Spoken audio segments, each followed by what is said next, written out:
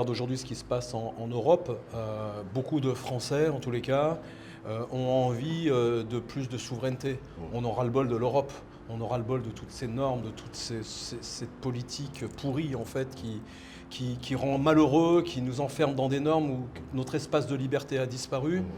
Et ce qui est magnifique ici en Afrique, c'est que vous avez tout l'avenir devant vous. Déjà, l'Europe est un continent qui est vieillissant, de par son histoire et de par sa population.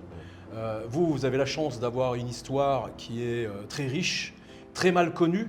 Et je pense que des gouvernements qui sont en train de se mettre en place vont redorer le blason de l'histoire africaine, qui est beaucoup plus importante que ce que l'on connaît, nous, en tous les cas en Occident.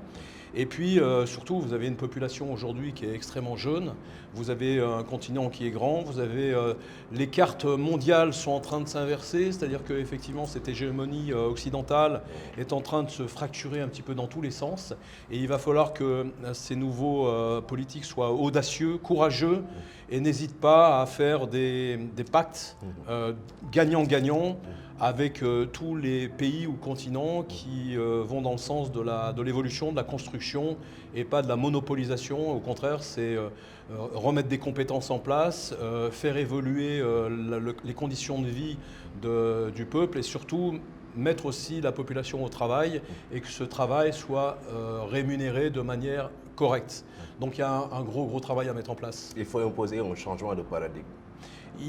On n'a pas le choix, c'est-à-dire que soit ce gouvernement arrive à faire un pas en avant pour que ça va peut-être prendre 1 ou 2 générations, probablement, avant d'arriver au summum de ce que l'on peut faire. Mais le tout, c'est déjà d'arrêter la marche arrière ou la stagnation, c'est de faire le premier pas.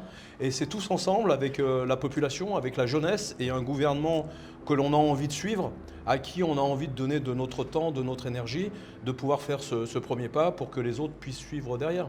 Mon message aujourd'hui aux dirigeants, c'est déjà de faire confiance à cette jeunesse, c'est de mettre en place des structures de formation, parce qu'on a un gros problème, c'est un manque de formation.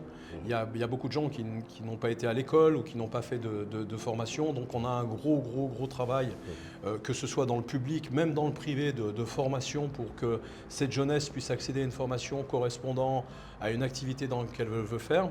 C'est quelque chose qu'on va lancer de manière très forte dans les mois qui viennent avec la métaverse, avec tout ce qui est la formation par digital, qui permettra de former les gens dans toute l'Afrique et bien sûr dans tout le Sénégal, sans bouger de chez eux, en leur donnant des vraies formations pour pouvoir faire un métier et même développer leur propre commerce à travers ça. Donc c'est vraiment la formation, l'alimentation, l'agriculture, retrouver cette souveraineté agricole parce que c'est beaucoup de métiers qui vont en découler. Et puis bien sûr le sport. Le sport, il y a énormément de métiers qui peuvent en découler à partir du moment où on a une vraie formation qui est mise en place pour que ces coachs ou ces préparateurs physiques puissent non seulement préparer des champions, mais aussi prévenir pour tout ce qui est problème de santé pour cette jeunesse qui est jeune aujourd'hui mais qui dans 20 ou 30 ans le sera un peu moins.